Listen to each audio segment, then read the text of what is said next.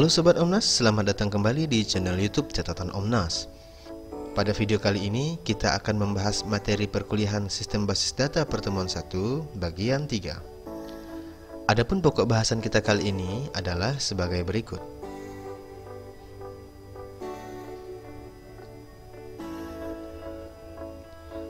Namun seperti biasa, sebelum kita lanjut, jangan lupa subscribe channel ini dan nyalakan loncengnya ya. Subscribe ya.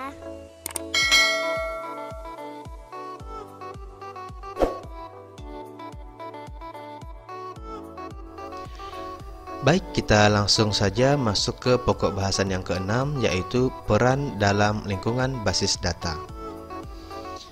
Nah, seperti yang sudah disampaikan di video bagian 2, salah satu komponen utama di dalam sistem basis data adalah people, di mana people ini adalah orang-orang yang berperan penting di dalam lingkungan sistem basis data. Nah, kali ini kita akan membahas siapa saja dan apa saja peran dari people tersebut. Yang pertama, ada yang namanya Data Administrator dan Database Administrator. Data Administrator adalah orang yang bertanggung jawab atas pengelolaan sumber daya data, termasuk dalam perancangan, pengembangan, dan pemeliharaan sistem basis data, kebijakan-kebijakan dan prosedur-prosedur yang diterapkan di sistem basis data, serta bertanggung jawab atas desain basis data secara konseptual. Hal ini tentunya sudah sangat jelas karena Data Administrator hanya bertanggung jawab atas pengelolaan sumber daya data saja. Jadi, Data Administrator tidak bertanggung jawab pada bagian-bagian sistem basis data yang bersifat fisik, karena memang data kan tidak bersifat fisik ya. Nah, sifatnya hanya konseptual saja, secara logis. Namun Database Administrator memang sedikit berbeda dibandingkan dengan Data Administrator, di mana Database Administrator bertanggung jawab atas realisasi sistem basis data secara fisik, termasuklah bagaimana mengimplementasikan basis data secara fisik, mengontrol keamanan serta integritasnya, sampai dengan pemeliharaan operasional sistem untuk memastikan kinerja sistem basis data bekerja dengan baik, sehingga sistem yang digunakan dapat berjalan dengan lancar dan tentunya dapat memberikan manfaat bagi para penggunanya. Jadi, peran Database Administrator lebih berorientasi pada peran secara teknis atau peran secara fisik dibandingkan dengan peran dari Data Administrator. Berikutnya ada Database Designer.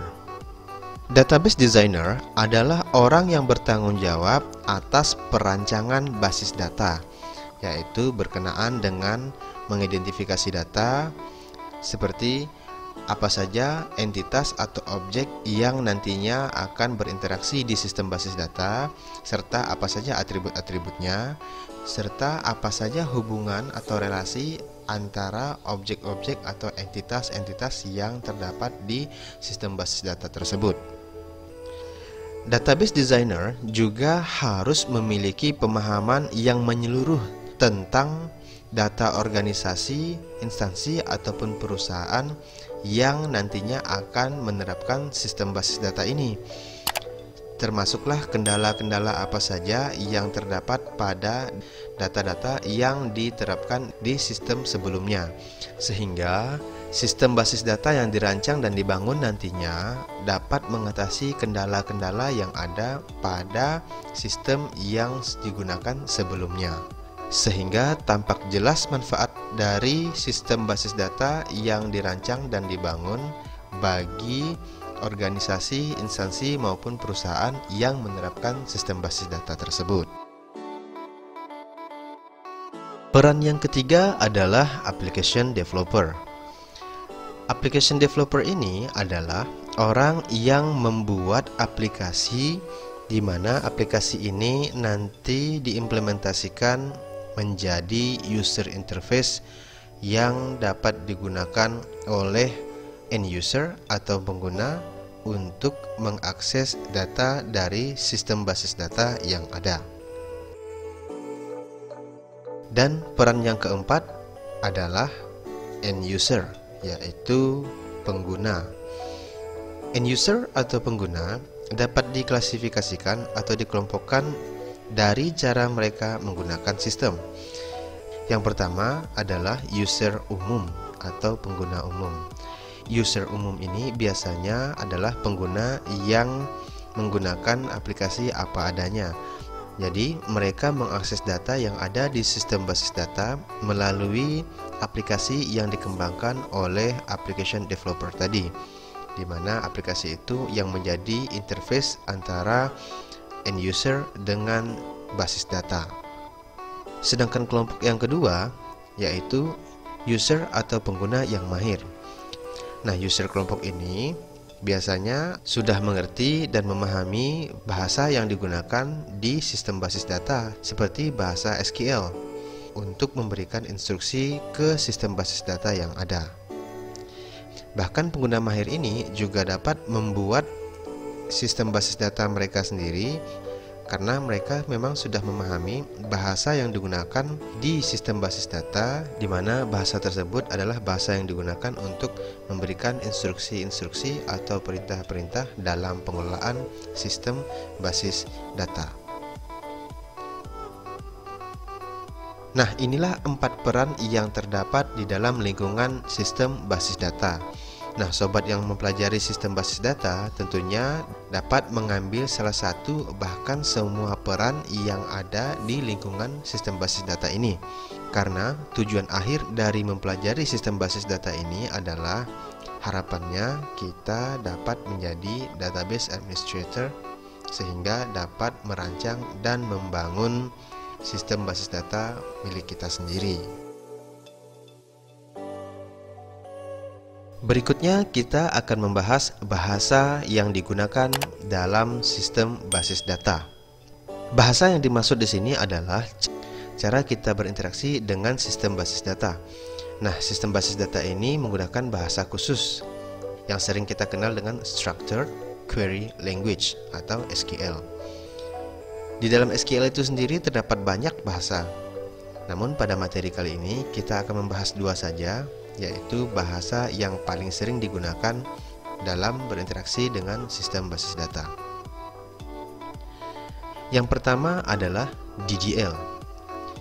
DDL atau Data Definition Language adalah bahasa yang digunakan untuk mendefinisikan data.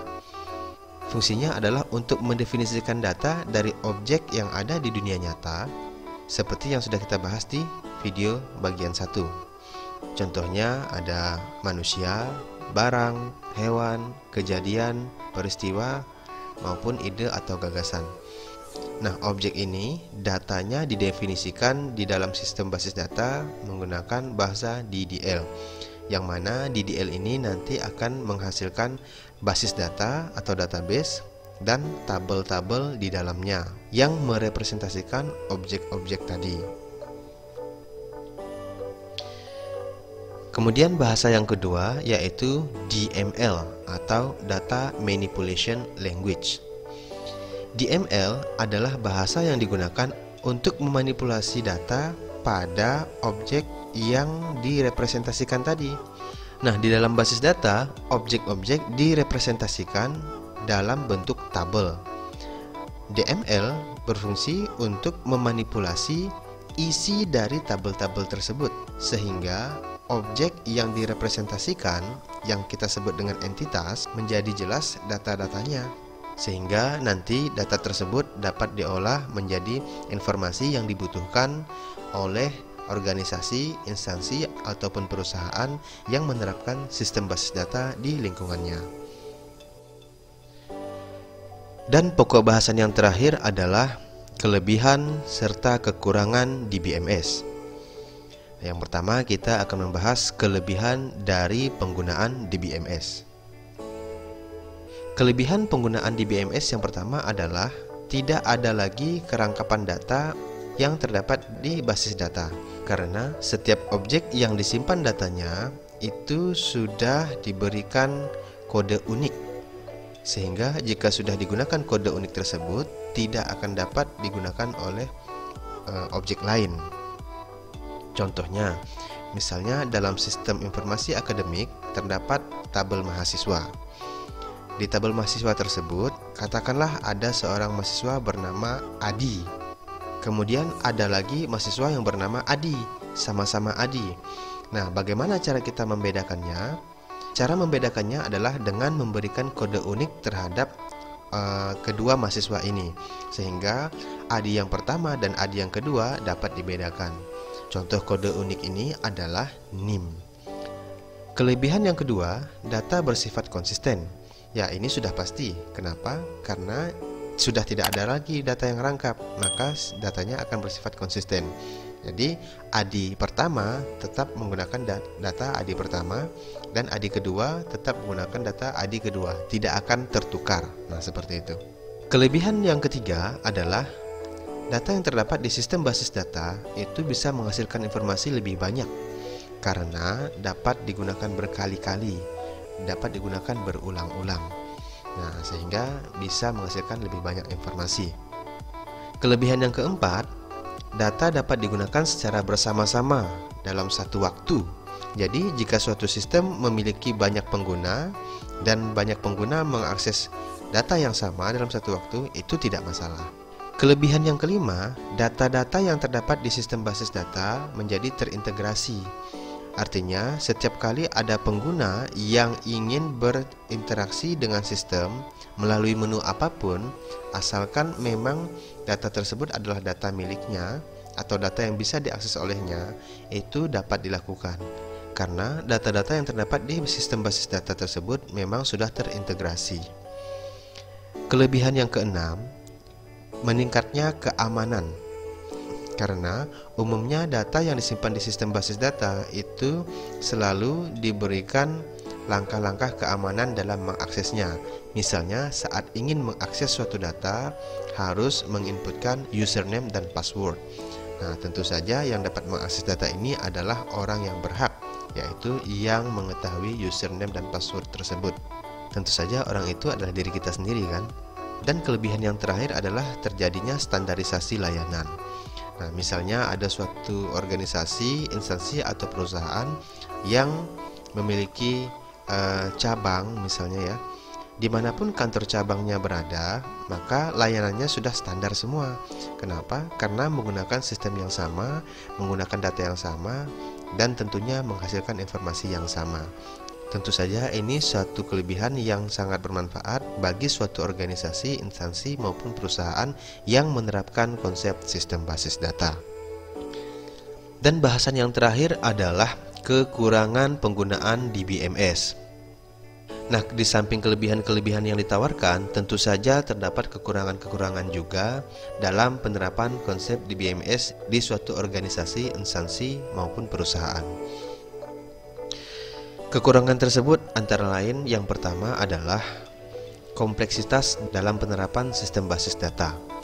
Kompleksitas yang dimaksud adalah kesulitan-kesulitan yang mungkin belum dipahami oleh masyarakat umum terhadap konsep yang diterapkan di sistem basis data atau DBMS. Akibatnya tidak banyak orang yang bisa merancang dan membangun sistem basis data untuk dirinya sendiri. Kekurangan yang kedua adalah biaya pengadaan dan pemeliharaan sistem basis data itu terbilang mahal. Nah, kenapa mahal? Ya karena tidak banyak orang yang bisa melakukannya. Nah, karena itu biayanya menjadi mahal. Yang ketiga, ukuran data yang ada akan terus bertambah. Artinya, suatu saat penyimpanan data yang dimiliki oleh organisasi, instansi ataupun perusahaan yang menerapkan sistem basis data akan penuh. Nah, pada saat hal itu terjadi, mau tidak mau, organisasi, instansi ataupun perusahaan yang menerapkan sistem basis data ini harus menambah hardware tambahan untuk menambah kapasitas penyimpanan datanya, dan biaya penambahan ini juga terbilang mahal. Kekurangan yang berikutnya adalah biaya konversi teknologi yang tinggi. Nah, jika sebelumnya suatu organisasi, instansi ataupun perusahaan sudah terbiasa menggunakan sistem yang manual, menggunakan pencatatan buku, tentu ketika mengganti buku yang lama dengan buku yang baru, biayanya tidak terlalu mahal kan? Namun ketika mereka memutuskan untuk beralih ke sistem basis data yang terkomputerisasi, maka akan sangat terasa sekali biaya yang dikeluarkan. Karena seperti yang sudah dibahas sebelumnya, kekurangan-kekurangan DBMS ini kebanyakan memang terletak di mahalnya biaya-biaya yang dibutuhkan. Kemudian kekurangan yang berikutnya adalah performa sistem harus selalu terjaga pada saat digunakan. Tidak boleh terjadi kesalahan, tidak boleh terjadi kegagalan, tidak boleh ada error. Karena jika terjadi kegagalan sistem atau terjadi error, maka semua pihak yang berhubungan dengan sistem basis data tersebut juga akan mengalami gangguan yang sama. Bayangkan jika suatu perusahaan yang memiliki banyak cabang menggunakan sistem yang sama, terganggu sistemnya, maka seluruh cabangnya juga akan ikut terganggu. Umumnya begitu ya. Jika yang terganggu adalah server atau tempat penyimpanan datanya. Dan kekurangan yang terakhir adalah jika terjadi kegagalan sistem atau error tadi, maka tentu saja organisasi, instansi ataupun perusahaan yang menerapkan sistem basis data ini mengalami kerugian atau mengalami dampak yang sangat besar. Nah, itulah kelebihan dan kekurangan dalam penerapan DBMS. Tentu saja hal ini akan menjadi pertimbangan bagi kita, apakah sebaiknya kita menerapkan DBMS dalam organisasi, instansi atau perusahaan kita, atau tetap menggunakan sistem yang lama yang masih manual yang menggunakan catatan pembukuan seperti itu. Jadi ini tinggal dipertimbangkan saja.